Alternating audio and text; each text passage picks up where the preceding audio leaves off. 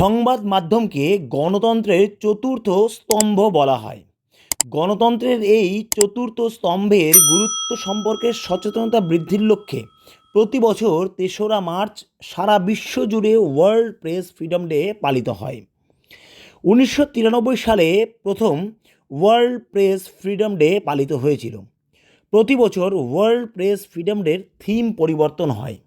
২০২৪ সাল অর্থাৎ এবছরের theme A press for the planet, journalism in the face of the environmental crisis. প্রতি বছর বিভিন্ন আঙ্গিকে বিশেষ এই দিনটি পালিত হয়ে থাকে। এবছর একজন শিল্পী হিসেবে আমিও বিশেষ এই দিনটি উদযাপনের চেষ্টা করলাম নিজের শিল্পকলার মাধ্যমে।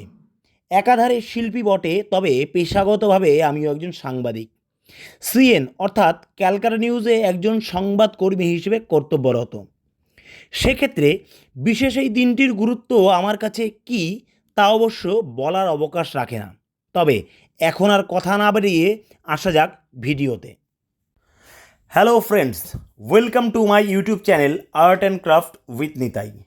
ভিডিওর শুরুতেই প্রোমো দেখে এমনকি যে অডিও বার্তা, তাতে অবশ্য অনেকটাই আপনারা বুঝিয়ে গিয়েছেন যে আজ যে ক্রাফটের যে কাজটি হতে চলেছে তা কী নিয়ে।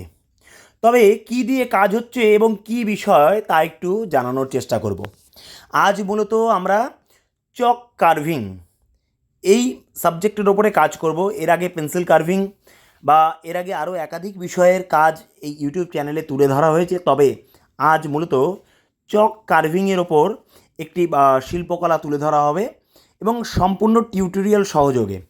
মূলত আজ ওয়ার্ল্ড প্রেস ফ্রিডম ডে, এই বিষয়টিকে মাথায় রেখেই আজ একটি ভিডিও তৈরি করা হয়েছে। এবং আপনারা দেখতেই পাচ্ছেন যে একটি চক, সেই চকটিকে কেটে কিভাবে প্রথমত একটি কলমের রূপ দেওয়া হয়েছে। আর এক্ষেত্রে অবশ্যই নিজের কল্পনা শক্তির ওপর ভর করেই চলতে হবে, তার কারণ আপনি সঠিক কী বানাতে চাইছেন এবং সেটি দেখতে কেমন হবে সেটা কিন্তু আপনার কল্পনার জগৎ থেকেই বেরিয়ে আসবে। আর সেক্ষেত্রে কল্পনার ওপর ভর করেই চলতে হবে।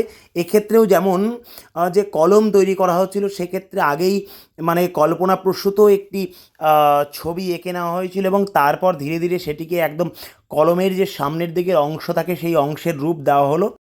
আজ ওয়ার্ল্ড প্রেস ফ্রিডম ডে, এই বিশেষ দিনটিকে মাথায় রেখে আমরা আজ ভিডিও তৈরি করতে চলেছি এবং যে কাজ করতে চলেছি, যে নতুন যে শিল্পকলা তুলে ধরার চেষ্টা করছি, সেটি যে এই সাবজেক্ট রিলেটেড। তো সেক্ষেত্রে অবশ্যই যে প্রেস এই শব্দবন্ধটিও এই চকের মধ্যে তুলে ধরার চেষ্টা করছি আমরা। আর সেক্ষেত্রে প্রথমে এর যে সারফেস রয়েছে সেই সারফেসটিকে একদম ফ্ল্যাট করে নেওয়া হয়েছে। আর সেটি চাকুর সাহায্যে বা অন্য যে কোনো কিছুর সাহায্যে আপনারা করে নিতেই পারেন এবং তারপর তার ওপরে যে একদম প্লেন যে সারফেস, তার ওপরে সেটিকে লিখে নিতে হয়েছে শব্দবন্ধটিকে, প্রত্যেকটি লেটারকে একদম তার সঠিক জায়গায় সেটিকে সঠিক মাপে লিখে নিতে হয়েছে। এবং তারপর ঠিক ভিডিওতে দেখতেই পাচ্ছেন যে খুব একেবারে নিখুঁতভাবে প্রত্যেকটি লেটারকে ফুটিয়ে তোলার চেষ্টা করা হচ্ছে। আমার পক্ষে যতটা সম্ভব হয়েছে নিখুঁতভাবে ফুটিয়ে তোলার চেষ্টা করেছি।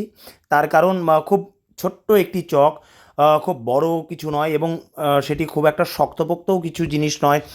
তো সেক্ষেত্রে খুব সাবধানতার সঙ্গে প্রত্যেকটি স্টেপ করতে হচ্ছে, এক একটি ধাপ এগোতে হচ্ছে খুব সাবধানতার সঙ্গে।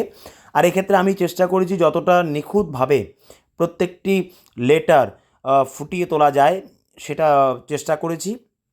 ভিডিওতে দেখতেই পাচ্ছেন। আপনারা কেউ যদি ভাবে যে চক কার্ভিং এই বিষয়টির ওপরে যদি আপনারা কাজ করতে চান, তাহলে এই ভিডিওটি আপনারা দেখতে পারেন। খুব কাজে আসতে পারে এতটুকু বলা যেতে পারে, কারণ পুরো টিউটোরিয়াল সহকারে তুলে ধরার চেষ্টা করা হলো। আশা করি ভিডিওটি আপনাদের ভালো লাগছে।